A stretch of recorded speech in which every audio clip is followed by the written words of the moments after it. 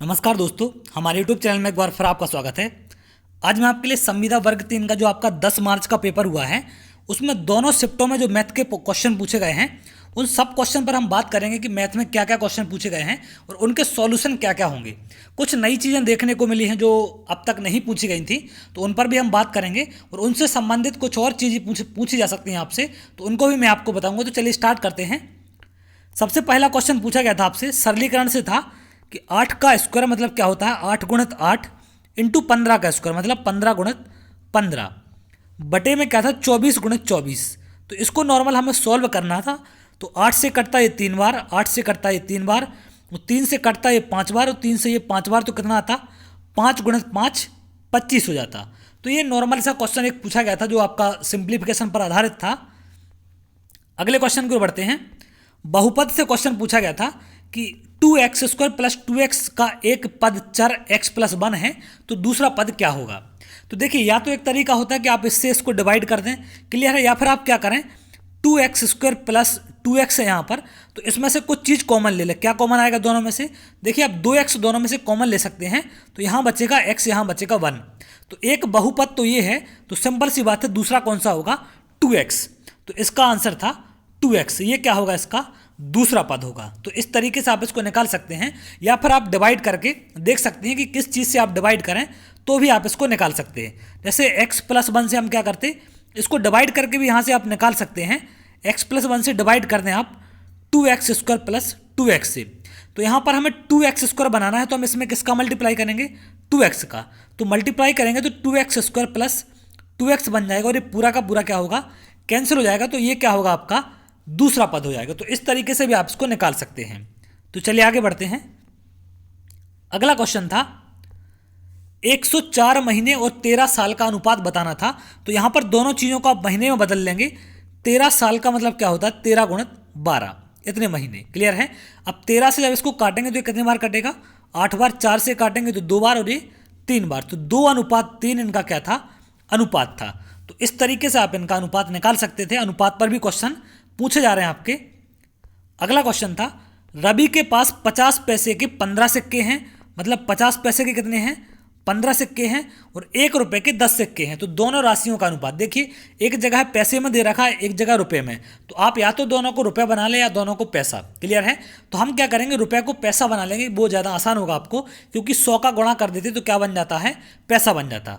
तो इनका अनुपात बताना था हमें, 10 सिक्के हैं 1 रुपए के, मतलब 10 गुणित 100 पैसे हो जाएगा। तो 50 से कटेगा ये 2 बार, और 5 से कटेगा ये 3 बार, और 5 से कटेगा ये 2 बार, तो 3 अनुपात 2 गुणित 2 कितना हो जाएगा ये 4। इसका आंसर होगा, क्लियर है। आगे बढ़ते हैं। अगला क्वेश्चन है, एक सर्किल से क्वेश्चन पूछा गया है वृत्त से आपका, कि एक वृत्त की जीवा की लंबाई 8 सेंटीमीटर है तथा केंद्र तथा जीवा के बीच की दूरी 3 सेंटीमीटर है। तो वृत्त की त्रिज्या ज्ञात करें।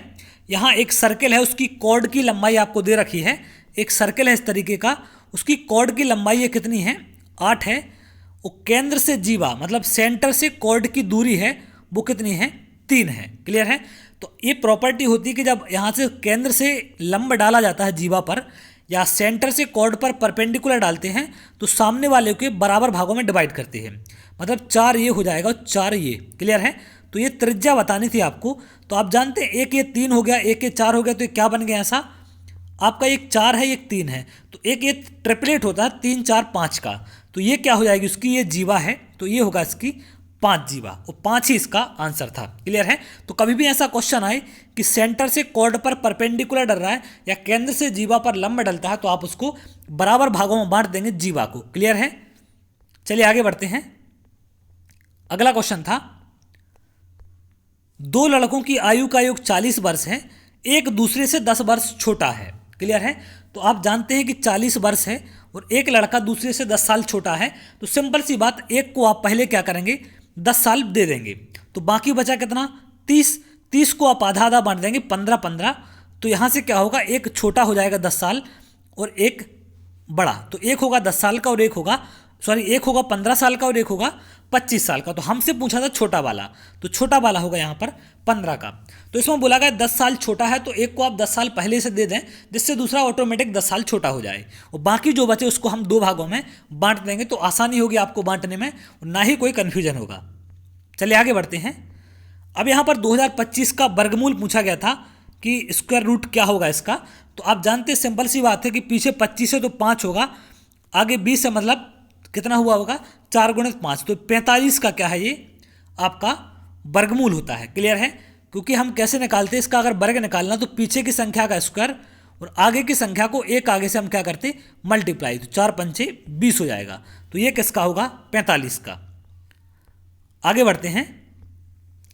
दो क्रमागत संख्याओं के वर्गों का अंतर बोला है 45 है। तो क्रमागत संख्याएं क्या होती हैं, क्रम से होती हैं। तो पहली अगर x है तो दूसरी क्या होगी x+1 होगी। क्लियर है? तो इनका अंतर दे रखा है, तो आप जानते हैं कि x+1 वाली बड़ी होगी, तो x+1 के वर्ग का अंतर और x का अंतर कितना है 45 है। तो इसमें स्क्वायर को सॉल्व करेंगे तो क्या जाएगा a² plus b² plus 2ab minus x² पहले से है बराबर 45। तो मैंने इसको सॉल्व किया तो ये मिल गया। तो x² से x² कट जाएगा, एक यहाँ जाके माइनस होगा तो कितना बचेगा 44। क्लियर है? तो 2x बराबर 44 आ जाएगा, तो x मिल जाएगा आपको 22। तो यहाँ पर आपको बताना था कि संख्याएं क्या हैं। अब देखिए x 22 आ गया, तो दूसरी संख्या क्या है x+1, तो x+1 कितनी हो जाएगी आपकी 23। क्लियर है? तो ये इनका आंसर था। 22 और 23 वो संख्याएं होंगी आपकी। अगला क्वेश्चन पूछा गया था आपका घातांक करने से था साइड एंड इंडाइसेस से। यहाँ पर आपको ये क्वेश्चन मार्क बताना है कि क्या होगा। तो देखिए √11 की पावर क्या है 6 है, इंटू 121 की पावर 3 है, डिवाइड में है 11 की पावर 4 बराबर 11 की पावर क्या होगा, ये हमसे पूछ रहा है। क्लियर है? तो देखिए √11 की पावर अगर 6 है तो आप इसको क्या कर सकते हैं 11 का स्क्वायर, √11 का स्क्वायर हो जाएगा। इसको मैं थोड़ा सा यहाँ पर साफ कर दे रहा हूँ। इसको हम ऐसे लिख सकते हैं √11 का स्क्वायर और इसकी पावर 3। क्लियर है? इंटू 121 का रूट लगा है तो 11 की पावर सीधा 3 हो जाएगा, और डिवाइड में है 11 की पावर 4 बराबर 11 की पावर क्या होगा, क्वेश्चन मार्क है तो x लिख दे रहा हूँ मैं इसको। तो यहाँ से 3 से ये कटेगा तो ओनली 11 बचेगा यहाँ पर। और देखिए यहाँ पर क्या आएगा, इससे रूट कट जाएगा तो 11 की पावर 3/11, तो 11 की पावर 2 आ जाएगा। तो x बराबर कितना मिल जाएगा हमें 11 की पावर 2, तो x आ जाएगा 2 वहाँ से। तो इसको मैं थोड़ा सा और आपको डिटेल में समझा दे रहा हूँ। देखिए 11 पर रूट लगा है तो हम इसको क्या कर सकते हैं, इसका पावर 6 है तो 2 कर देते हैं उसके ऊपर 3, क्योंकि पावर की पावर मल्टीप्लाई होती है, और 121 की पावर रूट लगी है तो रूट हटेगा तो 11 की पावर 3 हो जाएगा। डिवाइड में क्या है इसके 11 की पावर 4, और बराबर दे रखा है 11 की पावर x मान लिया मैंने। क्लियर है? तो यहाँ से 11 की पावर 4 है तो 3 से कटेगा तो सिर्फ 11 बचेगा। अब स्क्वायर से रूट कट जाएगा तो ऊपर क्या रहेगा 11 की पावर 3/11 बराबर 11 की पावर x। तो 11 की पावर अगर x है तो सिंपल सी बात है ये इससे कटेगा तो 2 बचेगा, तो 11 की पावर 2 बराबर 11 की पावर x। तो बेस आधार समान है तो घातें भी क्या होती बराबर होती हैं, तो x बराबर आपको 2 मिल जाएगा। अब इतना समझाने का यहाँ पर टाइम नहीं है, आप लोग इसको पढ़ चुके होंगे, तो मैं थोड़ा सा आपको ज़्यादा स्पीड में बताऊँगा क्योंकि बहुत लंबा वीडियो हो जाएगा और आपको बहुत ज़्यादा टाइम लगेगा उसमें। तो इनको मैं डिटेल में आपको पढ़ा दूंगा, लेकिन अभी आप इनको समझ लें कि किस तरीके से करना है। तो आधार आपको समान बनाना पड़ेगा, आधार समान है तो घातें क्या होती हैं बराबर हो जाती हैं, और घातें समान है तो इनके आधार भी बराबर हो जाती हैं, दोनों चीज़ें सेम होती हैं। क्लियर है? अगला पूछा गया था वृत्ताकार पहिए की त्रिज्या दे रखी थी आपको, त्रिज्या थी 21 सेंटीमीटर, तो पहिया 924 मीटर चलने में कितने चक्कर लगाएगा। तो देखिए पहिए की त्रिज्या दे रखी है आपको 21 है, तो 924 चक्कर लगाएगा, तो हम पहले पता कर लेते हैं कि इसकी परिधि कितनी होगी। तो परिधि होगी कितनी 2πr। क्लियर है? परिधि कितनी होगी 2πr का मतलब क्या होगा 2 × 22/7 × 21, तो 7 से कट जाएगा ये 3 बार, तो कितना इसकी परिधि क्या हो गई 44 × 3, ये इसकी परिधि हो जाएगी।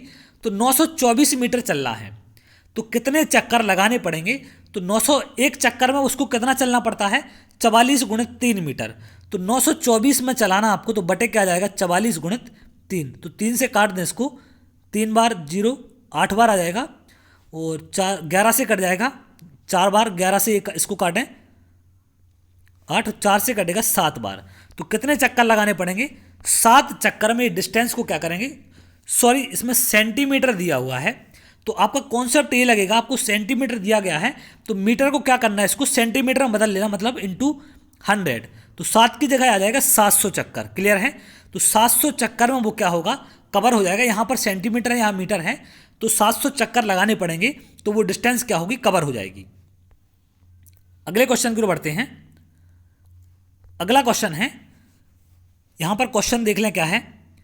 2d² d-2 का स्क्वायर कॉमा है 10d-2 का स्क्वायर और 10d है, यहां पर 10 के बाद 10d और d-2।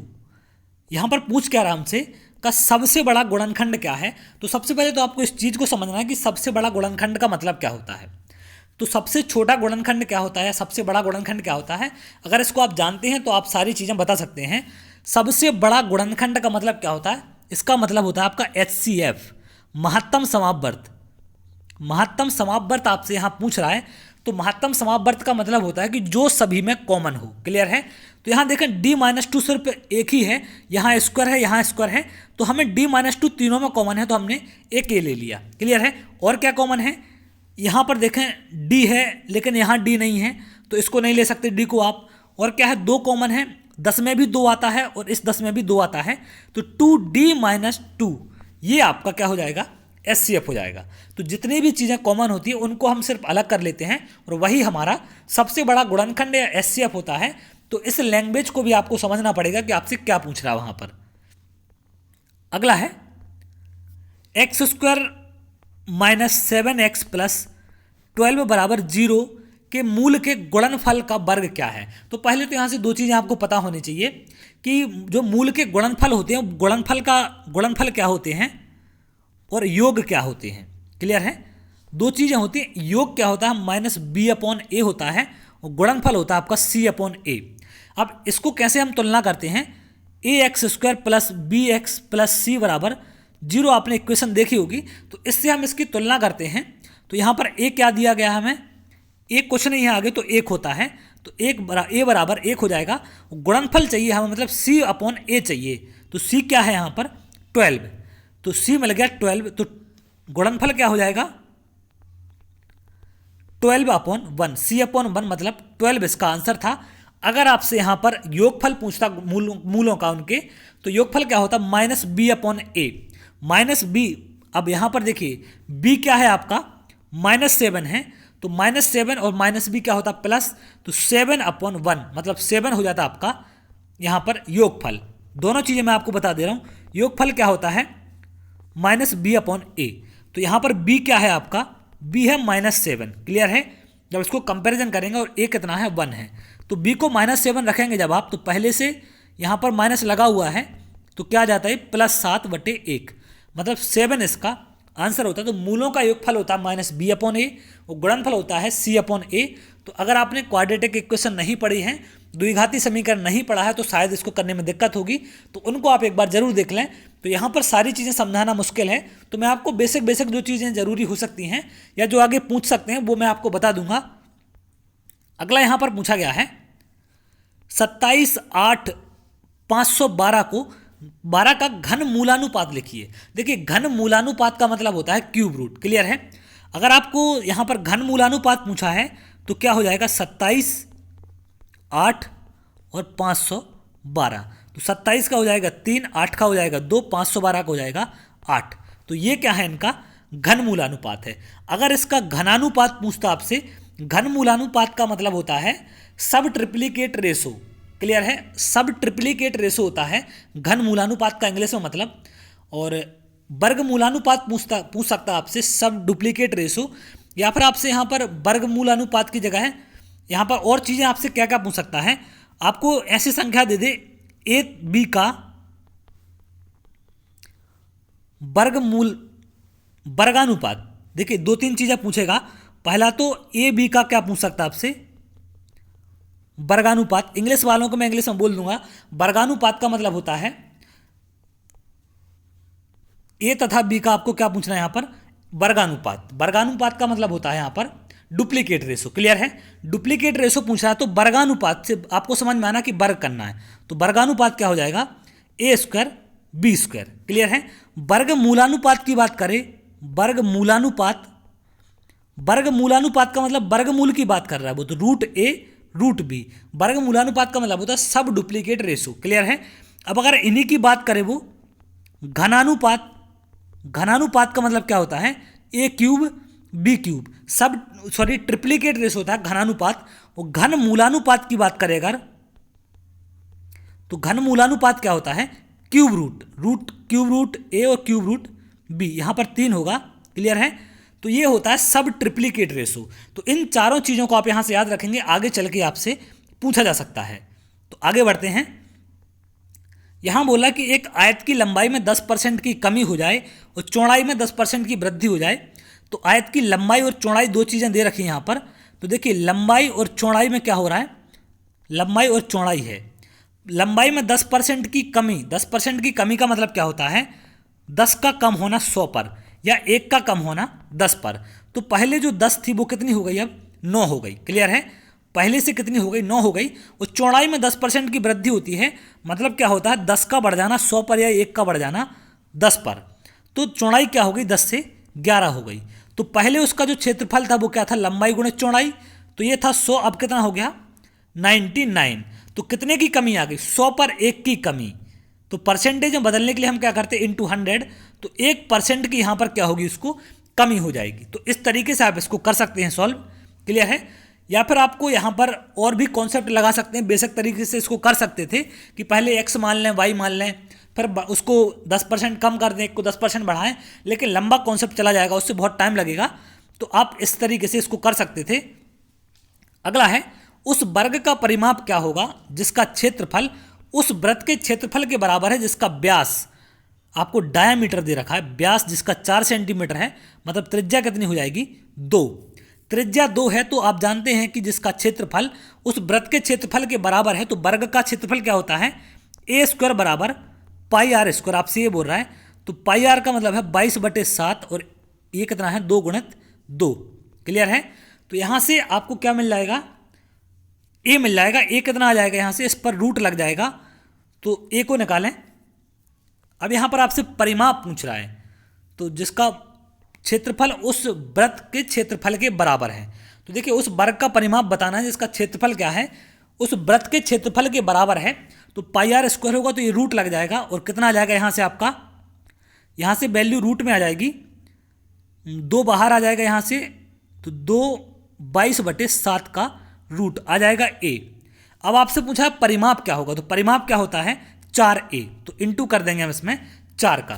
तो ये आपका हो जाएगा क्या, परिमाप हो जाएगा उस वर्ग का। क्लियर है। तो यहाँ पर क्वेश्चन ऐसा बोला गया है। अब देखिए 4 ही व्यास था या कुछ और था, लेकिन एग्जैक्ट समझ नहीं आ रहा, 4 शायद 4 व्यास बोला गया था। तो 4 अगर व्यास है तो उसको हम इस तरीके से सॉल्व करेंगे। पहले आप वर्ग की भुजा निकालेंगे, वर्ग की भुजा निकालने के बाद आप क्या करेंगे, परिमाप पूछा है तो 4a वर्ग का परिमाप होता है। तो a मिल गया आपको ये, तो 4a क्या होगा इंटू आप उसमें 4 का गुणा कर देंगे। क्लियर है। तो ये थे आज के क्वेश्चन, और कुछ क्वेश्चन यहाँ पर हैं। अब इस क्वेश्चन को आप खुद करके ट्राई करना। यहाँ पर बोला गया कि किन दो संख्याओं को परस्पर बदला जाए कि समीकरण समतुल्य हो जाए। मतलब समीकरण इक्वेशन को बैलेंस करने के लिए, इस जो समीकरण दिया है आपको बैलेंस करने के लिए किन दो अंकों को बदल दिया जाए। अब देखिए थोड़ा सा टाइम लगेगा, लेकिन आप बिल्कुल यहाँ से सॉल्व कर सकते हैं। लेकिन अगर हमारे पास ऑप्शन होते कि किन किन अंकों को बदलने की वो बात कर रहा है, तो हम और आसानी से इसको सॉल्व कर पाते। तो इसी पैटर्न पर आप इसको, आपके लिए होमवर्क है, तो इसको आप जरूर करके देखें कि क्या ऑप्शन है इसके, और आप इसको कैसे कर सकते हैं सॉल्व। आपको बैलेंस बनाना है इसको। क्लियर है। तो किन दो संख्याओं को आप बदल लें, तो इसको आप एक बार ट्राई करेंगे। तो ये था आज की 10 तारीख का दोनों शिफ्टों में जो क्वेश्चन पूछे गए हैं। जितने भी क्वेश्चन मुझे मिल पाए मैं आप तक लेके आया। तो हो सकता है बहुत सी चीज़ें आपको समझ ना आई हूँ, क्योंकि थोड़ा सा मैं स्पीड में आपको बताया। यहाँ बेसिक समझाने का टाइम नहीं है, क्योंकि मैं आपको एनालिसिस बता रहा हूँ। जो क्वेश्चन पूछे गए हैं बेसिक आप पढ़ चुके हैं, आप तैयारी कर चुके हैं, तो इतना आपको जरूर आता होगा। तो अगर आपको वीडियो अच्छा लगा हो तो वीडियो को लाइक कर लें और चैनल को सब्सक्राइब कर लें, जिससे आगे आने वाले और भी एनालिसिस आपको मिल सके। तो चलिए बहुत जल्द अगली वीडियो में मिलेंगे, तब तक के लिए बहुत बहुत धन्यवाद।